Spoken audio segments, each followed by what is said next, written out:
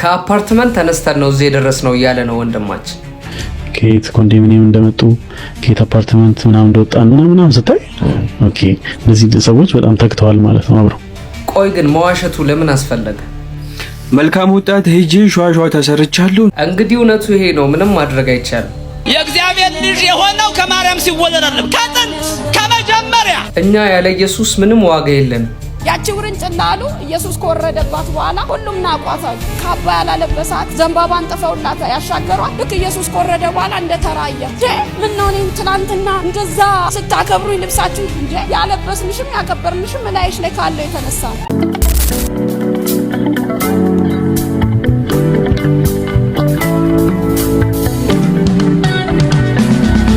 ሰላም እንዴት ናችሁ? ዛሬም በአዲስ ቪዲዮ ወደ እናንተ መጥቻለሁ። እስካሁን ሰብስክራይብ ያላደረጋችሁ ሰዎች ግን በጣም ነው ማዝነው። ገና 41 ሰብስክራይበር ነን። ይሄንን ቪዲዮ ስንሰራ ሰብስክራይብ አድርጉኝ፣ በደንብ ሀሳባችሁን ግለጹልኝ፣ ኮሜንት አድርጉልኝ። ወዳችኋለሁ። ወደ ዛሬ ቆንጆ ቪዲዮዎች እንሄዳለን። እስኪ በመጀመሪያ ትንሽ ፈገግ ያሰኘኝን ቪዲዮ ላሳያችሁ። ሐረር ቢራ የተገለበጠ ይሁን። አሜን። እናንተ እንትን አየው፣ አሁን ጠርሙሱን አየው፣ ይሰበር። ዘነሰለው ቢራ የሚጠጣሱ አይ ብዙ ሰዎች የሚጠጡበት ቦታ ላይ ይሆናል። ቁጭ ትላለህ፣ ታጣጣለህ። አይጠጣም ግን ሐረር ቢራ በሚጠጡ ሰዎች መካከል ይገኛል። ይሄንንም እግዚአብሔር ይወቀው። አይ ካሌባ ጭራሽ ሐረር ቢራ የሚጠጡ ጋር መካከል ነው የተገኘው። እኔም ቀምሳለሁ። እግዚአብሔር አይ ካሌባ ጌታ እኔ በጣም ነው ያስቀኝ። በጣም በአካል ብታዩት ማለት በቃ ኖርማል ሳያወራ ራሱ የሚያስቅ ሰው ነው። በቃ ተፈጥሮ ነውና በጣም ነው የምታስቀኝ። በዚህ አጋጣሚ ትመቸኛለህ ካሌባዬ። ወደ ቀጣዩ ቪዲዮ እንሂድ እስኪ። እኛ ጂ+ ምናምን ላይ ስንኖር ምናምን በቃ ሞልቶልን ከዛ ሚስቱን እዛው እስካላኖረ ባልነት የማይሰማው ሰው ካለ ገባ ብሎ የመጀመሪያ ቪዲዮቻችንን የሁሉንም ሪሌሽንሺፕ ነው የመጀመሪያ ቪዲዮቻችንን ከየት ኮንዶሚኒየም እንደመጡ ከየት አፓርትመንት ምናምን እንደወጣን ምናምን ስታይ ኦኬ እነዚህ ሰዎች በጣም ተክተዋል ማለት ነው። ዋው ሪሊ በእውነት እናንተ አፈርልሳችሁን የተነሳችሁት ችግር ውስጥ አይደል እንዴ ነበራችሁት? ኮንዶሚኒየም እስከ መኖር ድረስ ጋዳይም አፓርትመንት እስከ መኖር የሚያደርስ ችግር ውስጥ ከነበራችሁ እኮ በጣም እኮ በቃ ማይ ጋድ ይሄ ልጅ ይገለኛል ጌታ። በእውነት እናንተ በጣም በርትታችሁ ነው ከችግር የወጣችሁት። ይሄ እኮ እኔ እንጃ በቃ እኔ እሷን ራሱ እንዴት በዛ ችግር ውስጥ እንዳሳለፍካት እኔ እንጃ። አፓርትመንትና ኮንዶሚኒየም ውስጥ እያኖርካት አብራ ከኖረች በእውነት በጣም ከባድ ነው። በእውነት ነው ማለት ታፈቅራህ ወይ መተት አስደርገባት ነው የሚል እምነት ነው ያለው። ቢኮዝ ናው አፓርትመንት ውስጥ ማን ይኖርልሃል በዚህ ጊዜ? ኮንዶሚኒየም በእውነት ጥራችኋል፣ ግራችኋል በጣም ድስማ አንተ ማን እንደክ አይምሮን ከነጋላ ወንድሜ ጤና ተጠበቀማ። እኔ ፖድካ እንደ አንድ ጤነኛ የነቀለ ሾለካ ብቻ እየመጣ ሁሉም ሰው የሚገባው ኦሮምኛ ጌታ ኳስ ሜዳ ይጫወት በናታችን ላይ እየመጣ እንደዛ ነው ሰው። የአፓርትመንት ቅንጦት ቤት አይደለም እንዴ? ኮንዶሚኒየም ቅንጦት ቤት አይደለም እንዴ? ኮንዶሚኒየም አከራይ ድምጽ ቀነስ ይሉኛል። ደግሞ አሁን የቤት ኪራይም እየደረሰ ነው። ኧረ ተው መቀለጃታ ሃይ ባይ ጠፋ እንደ ሃይ ነምን ይላሉ ጠፋ እንደ እንደዚህ አይነቱ ሳይኮሎጂካሊ ተኑረደደ ማኑራ ይተካከና እንዴ ታው በረሮ ልጅ በጣም ጌታን። እኔ ኦሮምኛ እንደውም ኮሜንት ላይ ካያችሁ የማንም አይገባኝም፣ የእሱ ኦሮምኛ ነው የሚገባኝ ነው የሚሉት ኮሜንት ላይ ነው። በጣም የሚያስቀኝ ሰው ነው። ብቻ ኮሜንቶችን እያየው ነበርና አንደኛው ምን አለ 1997 ኮንዶሚኒየም ተመዝግቤ የምጠብቀው ነው ያለ። ያኔ ተመዝግበው እስካሁን የሚጠብቅ ሰው አለ። አስቡት፣ አይደለም ከአፓርትመንት ተነስቶ ትልቅ ደረጃ ለመድረስ ማለት ነው። እና ምንድነው ግን እኔ ለመረዳት ሞክሬያለሁ። የመራውን ልጁ ያነሳውን ሀሳብ ጀስት ያው ሰው ከትንሽ ተነስቶ ትልቅ ደረጃ ይደርሳል የሚለውን ሀሳብ ነው ለማውራት የፈለገው። ግን ያው የሰው ችግር ይለያያል፣ እንደየሰው መጠን ይለያያል። ሀብታም የራሱ ችግር አለበት፣ ደሃውም አይገናኝም እንጂ ችግር ብለን የምንጠራው ነገር ብቻ ዋናው መልእክቱን እንያዝ ልላችሁ እወዳለሁ። ሰው ከትንሽ ተነስቶ ትልቅ ደረጃ መድረስ ይችላል።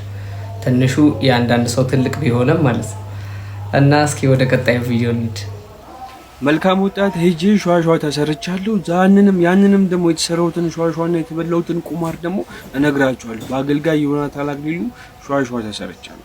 ይኸውላችሁ እኔ ለመጀመሪያ ጊዜ ነበረ 2015 5ኛ ዙር ላይ ከቀኑ 6 ሰዓት ተሰርቻለሁ ትምህርቱ ማለት ነውና የዛን ጊዜ ነበር ለመጀመሪያ ጊዜ መልካም ወጣት ሄድኩት እና በእግዚአብሔር ቃል መሰረት አስተምሮኝ ዛሬ ላይ እንደዚህ እንደሆነና ከጨለማው መንግስት ወደዚህ ወደሚደነቀው ብርሃን መንግስት እንድመጣ ያደረገኝ ማለት ነው። ይኸውላችሁ ሸዋሸዋ የተሰራሁት ደግሞ እዚህ ጋር ነው።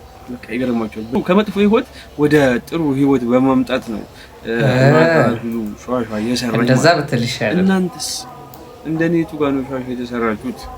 ደግሞ የአሁኑ መሪ ቃል ደማስቆ ነው። የእናንተ ደማስቆ መቼ ነው? እኔ 2015 5ኛ ዙር ላይ ነው ብያችኋለሁ። የእናንተስ መቼ ነው? ጌታ መቼ ነው ያገኛችሁ? ህይወታችሁ የተለወጠው ጌታን ወደ ህይወታችሁ ያስገባችሁበት ጊዜ የትኛው ነበረ? የትኛው አመት ላይ ነበረ? ሁላችሁም ለትውስታ የሚሆን ፎቶ ካላችሁ ኮመንት ላይ እንድታስቀምጡልኝ እፈልጋለሁ። ደማስቋችሁ መቼ እንደነበረ ኮመንት ላይ እንድትነግሩኝ እፈልጋለሁ። እነኛን ፎቶዎች ሰብስቤ እና እንግዲህ የወንድማችን ሸዋሸዋ ተሰርቻለሁ እያለ ነው። ግን ያ ሸዋሸዋ እንዴት ነው ከጨለማ ወደሚደነቅ ብርሃን ነው የመጣሁት ነው የሚለው እና ልክ እንደሱ በጣም ብዙ ሺህ ሰዎች በሺህ የሚቆጠሩ ሰዎች ከጨለማው መንግስት ያመልጣሉ በመልካም ወጣትና እኔም ሄጄ ባይኔ ያየሁት ነገር ነውና በዚህ አመትም እንግዲህ ደማስቆ በሚል ርዕስ የተዘጋጀ ፕሮግራም አለ። ወጣቶች የሆናችሁ በሙሉ ለወጣቶች ብቻ አይደለም በጣም ብዙ ሰዎች ይመጣሉና ወደዛ እንድትመጡ በዚሁ አጋጣሚ ጋብዛችኋለሁ። በጣም ትልቅ ስራዎች የሚሰሩበት ብዙዎች ከአጋንንት ስራት የሚፈቱበት እና ወጣቶች በተለይ ደግሞ ወደ እግዚአብሔር የሚመለሱበት ትልቅ ፕሮግራም ነውና ይሄንን ክረምት እንግዲህ አስቡበትና አንድ ሳምንት ስለሆነ አንድ ሳምንታችሁ እንደምንም አድርጋችሁ ሰውታችሁ ምናምን ሁኔታውን አመቻችታችሁ ኑ ትጠቀሙበታላችሁ፣ ታተርፋላችሁ። ዮኒ በዚህ አጋጣሚ በጣም እንወድሃለን። እኔ በጣም ነው የምወደው። በጣም ምርጥ አገልጋይ ነህ። ጌታን መልካም ወጣት ላይ ሲያገለግል ካያችሁት በጣም በቃ አይደክመውም፣ ሌሊት አይተኛም፣ ቀንም እንደዛው ነው የሚውለው ሲያስተምር ምናምንና በጣም እንወደው ሰው ነው። ኮሜንት ላይ እስኪ ጻፉልን። መልካም ወጣት የሄዳችሁ ሰዎች ካላችሁ የትኛው ዙር እንደሄዳችሁ ከዚህ በፊት የነበረውን ምናምን ጻፉልን፣ አጋሩን ሀሳብ አስተያየታችሁ። ወደ ቀጣይ ቪዲዮ እንሂድ እስኪ።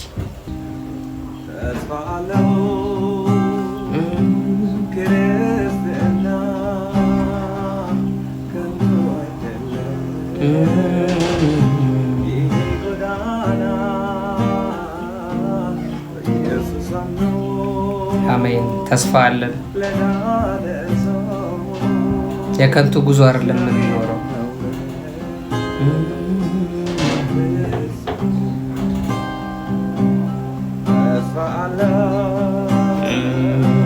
ክርስትና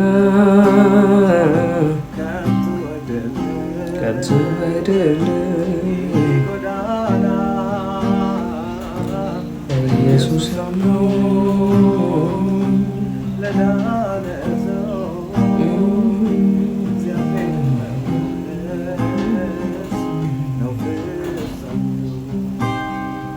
የእግዚአብሔር ቃል ሮሜ ምዕራፍ 8 ከቁጥር 17 ጀምሮ ወራሾች እንደሆንን ልጆች ከሆንን ደግሞ ወራሾች እንደሆንን ይናገራልና እዚህ ምድር ላይ የምንኖረው ህይወት ዝም ብሎ ህይወት እንዳልሆነ መጨረሻ ላይ ወራሾች እንደምንሆን ተስፋ እንዳለን ክርስትናችን ዝም ብሎ እንዳልሆነ ይናገራልና ተስፋ አለን። በዚህ ምድር በጽድቅ የምትኖሩ ሰዎች በተለያየ መከራ ውስጥ እያለፋችሁ ግን ደግሞ ለእግዚአብሔር ብላችሁ ያንን መከራ የምታልፉ ሰዎች ተስፋ አለን እና በዚህ አጋጣሚ ዴቭ በጣም የምንወደው የምናከብረው ሰው ነው። እግዚአብሔር ይባርክ እና ዛሬም በመዝሙሩ እንግዲህ ተስፋ አለ እያለ ዘምሮልናል። እግዚአብሔር ይባርክ።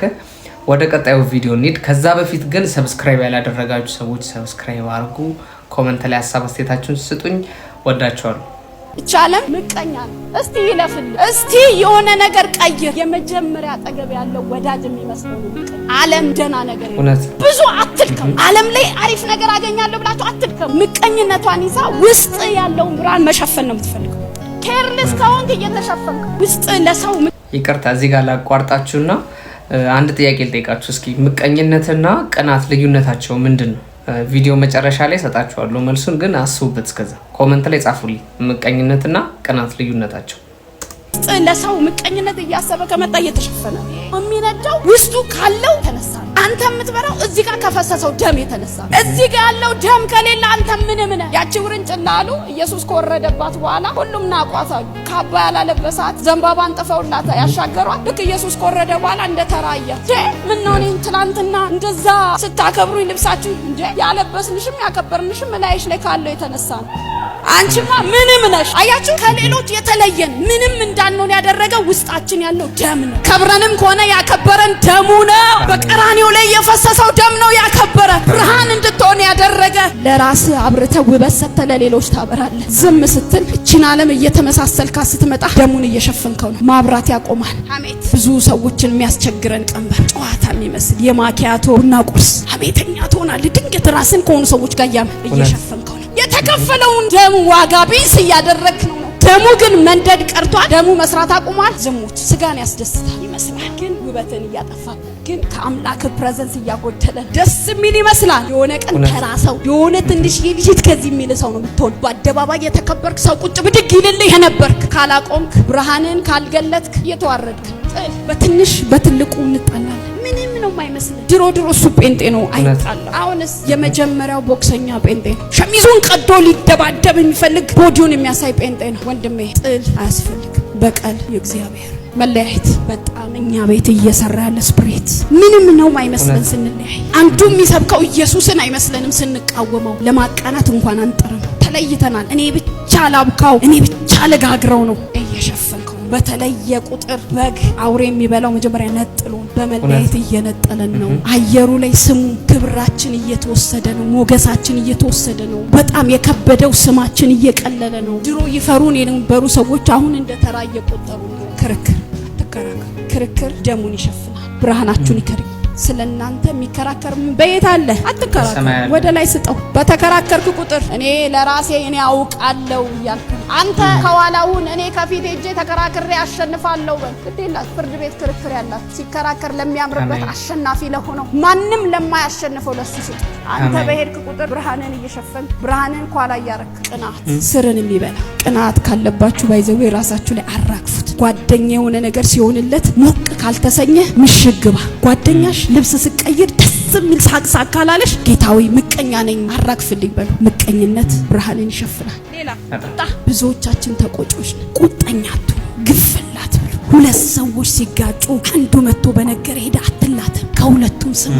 መጀመሪያ ለማስታረቅ ሰላም ለመፍጠር ጣር። አንተ የብርሃን ልጅ ነህ። እንደኛ ዮሐንስ ላይ ኃጢአት አልሰራውም ብትሉ ራሳችሁን ታታላላችሁ። የኢየሱስ ደም ከኃጢአት ያነጻል። ምን ማለት ነው? ተናዘዙ። በዚህ ሁሉ ማንነቴ ብርሃንን ከልያለሁና ለተወከልኩበት ዓላማ አልኖርኩምና አንተን ሸፍኛለሁና በራሴ ቢዚነት በራሴ መውጣት መግባት በቅናት በጥላቻ በዝሙት በኃጢአት የፈሰሰልኝን ደም እኔን የሚያበራኝን ደም ሸፍኛለሁና አቤቱ ይቅር በለኝ በሉ። ኋላ ይሆናል። ኃጢአትን የሚረሳ እግዚአብሔር ብቻ ይረሳል። ለማቃጠል በእኔ ላይ ስርዓት በእኔ ላይ ዓላማ የለህም። እኔ ለብርሃን ተጠርቻለሁ። የወለደኝ ብርሃን ነው። እኔ ከብርሃን ተወልጄ ጨለማ በእኔ ላይ ቦታ የለው።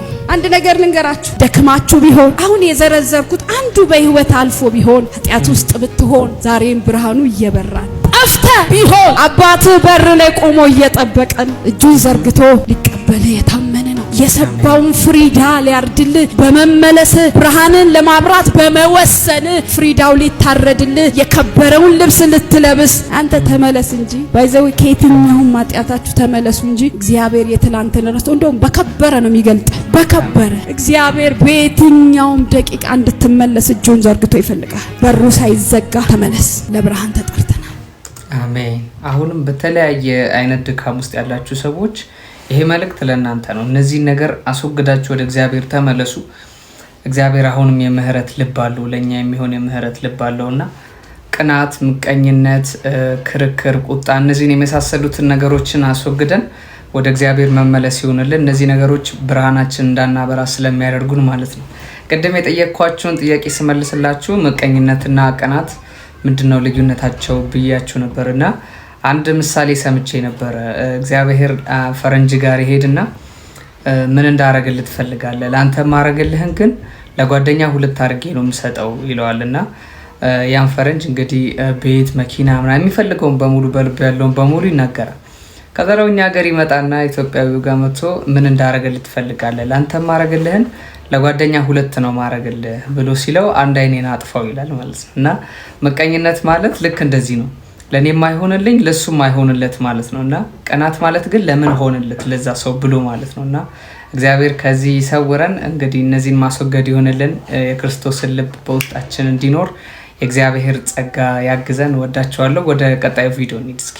ከድንግል ማርያም ኢየሱስ የተወለደው የእግዚአብሔር ልጅ ለመባል ሳይሆን የሰው ልጅ ለመባል ከማርያም ተወለደ። ከማርያም የተወለደው ለምንድን ነው ሲባል የሰው ልጅ ለመባል። የእግዚአብሔር ልጅ የሆነው ከማርያም ሲወለድ አይደለም፣ ከጥንት ከመጀመሪያ። ስለዚህ ከማርያም ሲወለድ የሰው ልጅ ለመባል ነው። እነሆ በሰማይና በምድር ሁሉ ስልጣን ተሰጠኝ ሲል የሰው ደስ አይሉ በጌታ አሳባካችሁ ከወረደው ወደ ሰማይ የወጣ ማንም የለም። እሱም በሰማይ የሚኖረው የሰው ልጅ ነው። ደግሞ ስለ ሰውነቱ ሲያወራ እንደኛ የተፈተነ ሰው ነው፣ እንደኛ ፍጹም ሰው ነው። በእግዚአብሔርና በሰው መካከል መካከለኛ እርሱም ሰው የሆነ ይላል። ደግሞ ስለ ሰውነቱ ሲናገር ሐዋርያው ጳውሎስ ሰው የሆነ በእግዚአብሔርና በሰው መካከል መካከለኛው ማን ነው? ኢየሱስ ክርስቶስ ነው ይላል። ይሄ ሰው መሆኑን የሚገልጥ ነው። አምላክ መሆኑን ቅድም በትንሹ አብራርቻለሁ፣ ጌታ መሆን። ስለዚህ በዚህ መልኩ ስንረዳ ውስጣችን ላይ ጸጋንና እውነትን ተሞልቶ አደረ የሚለው ቃል ልባችንን አሜን። እግዚአብሔር ይባርኩ። ደስ አይልም? በቃ አሁን እውነታው ይሄ ነው። በቃ ምንም ማድረግ አንችልም። እንግዲህ ቢመራችሁም ዋጡት። ኢየሱስ ማዕከለኛ ነው፣ አዳኛችን ነው፣ ጌታ ነው፣ አማላጃችንም ነው። እግዚአብሔር አብዝቶ ይባርኩት። እግዚአብሔር ሰው እየሰጠን ነው። እንግዲህ ወደ መጨረሻው ቪዲዮ እንሂድ። እግዚአብሔር ያወራል፣ እግዚአብሔር ይናገራል። ለማ ለፓስተሮች፣ ለነቢያቶች፣ ለተቀቡ ሰዎች ነው። ለበጎች እግዚአብሔር ይናገራል። በግ ከሆንን የእግዚአብሔርን ድምጽ ለመስማት ሙሉ መብት ሙሉ ብቃት እኛ ውስጥ አለ። አክቲቬት ማድረግ ያለብን ያንን የእግዚአብሔርን ድምጽ ለመስማት ከእግዚአብሔር ጋር ያለውን ኮኔክሽን ለማግኘት ራሳችንን አላይን ማድረግ ማመቻቸት ያለብን እኛ ነን። ለእግዚአብሔር ከምናደርግለት አንዱ ትልቁ ነገር ፐርስፔክቲቭ ማስተካከል ነው። ያም ምንድነው? እግዚአብሔር ወይ አንተ ትናገራለህ፣ እኔ ደግሞ በግ ስለሆንኩ ሰማሃለሁ። እግዚአብሔርን ድምጽ ሰዎች ለምን አይሰሙም ከሚል ነገር ልጀምር። እግዚአብሔርን ድምጽ ሰዎች ከማይሰሙበት አንዱ ምክንያት በግ ካልሆኑ መስማት ስለማይችሉ፣ በክርስቶስ ኢየሱስ ካላመኑ ዋይፋዩ የለም፣ ኮኔክሽኑ የለም። ትራንስሚሽኑ ቢኖርም ወደ እነሱ ቤት እግዚአብሔር የሚያስተላልፈው ነገር አይመጣም። ከዳንን በኋላ ታዲያ ለምን ሰዎች አይሰሙም ብላችሁ ከጠየቃችሁኝ ግን በጣም ብዙ ድምጾች አካባቢያቸው ላይ ስለሚጮህ የእግዚአብሔርን ድምጽ ለይተው ስለማያውቁት ነው። ሚዲያ ላይ የምትሰሙት ነገር ምን ይመስላችኋል? በየቀኑ የምታዩት ነገር ድምጾች ናቸው የእናንተን ልብና አቴንሽን ለመውሰድ። ምክንያቱም ድምጽ የሚመጣው ከመስማት፣ የሰማችሁትን ታምኑታል። ስፒሪቹዋል ዓለም ላይ ትልቅ ውጊያ አለ። ያም ሰይጣን አንድ ነገር ሊያሳምነን ይፈልጋል። እግዚአብሔር ላንተ አይናገር፣ እግዚአብሔር ሚስጥሩን አያካፍል። እግዚአብሔር የሚያስበውን ድምጽ እንዳንሰማ ጆሮአችን በብዙ ድምጾች ተሞልቷል። ለምሳሌ ከሰዎች ጋር ስልክ እያወራችሁ ነው፣ ቤት ሆናል። አንዱ ልጃችሁ ጮክ አድርጎ ስልኩን ጌም እያየ ነው። ሌላ ልጃችሁ ቲቪውን ጮክ አድርጎ ከፍቶ ፊልም እያየ ነው። ቤት ውስጥ የምትሰራ ሰው ካለቻችሁ ደግሞ እሷ ደግሞ ዘመኗን ጮክ ብላ እያወራች ነው። እንዴት አድርጋችሁ ነው ስልክ ላይ የሚያወራችሁን ሰው መስማት የምትችሉ? አትችሉ። ምን ትላላችሁ? በጣም ያለሁበት ቦታ ጫጫታ ነው። በጌታ በኢየሱስ ስም ህይወታችሁ ላይ ያለ ጫጫታ ሳይለንት ይሆን። አሜን አሜን። እግዚአብሔር ይርዳን። በቃ የእግዚአብሔርን ድምጽ እንዳንሰማ ከሚያደርጉን ነገሮች እግዚአብሔር ይለየን። ድምጹን አጥርተን መስማት ይሆንልን። ምክንያቱም ብዙዎቻችን የምንሳሳተው ነገር እግዚአብሔር የሚናገረው ለነብዮች፣ ለአገልጋዮች፣ ለፓስተሮች ምናምን ብቻ ይመስለናልና እግዚአብሔር ቃል ግን የሚናገረው በጎቼ ድምጼን ይሰማሉ ነውና የእግዚአብሔር በጎች ከሆንን ከሱ የተወለድን ከሆንን ድምጹን መስማት እንችላለንና እግዚአብሔር ያንን የምንሰማበትን ጸጋ ይጨምርልን። ወዳችኋለሁ። ለዛሬ የነበሩ ቪዲዮዎች እነዚህን ይመስሉ ነበረ።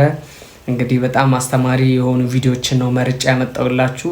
ደስ እንዳላችሁ ተስፋ አለኝ። ለዛሬ የነበሩ ቪዲዮዎች እነዚህን ይመስሉ ነበረ። ከወደዳችሁት ላይክ በማድረግ ሼር በማድረግ እንዲሁም ኮመንት ላይ ሀሳባችሁን በመግለጽ እንድታበረታቱኝ ጠይቃችኋለሁ። ሰብስክራይብ ማድረግ እንዳይረሳ። መልካም ጊዜ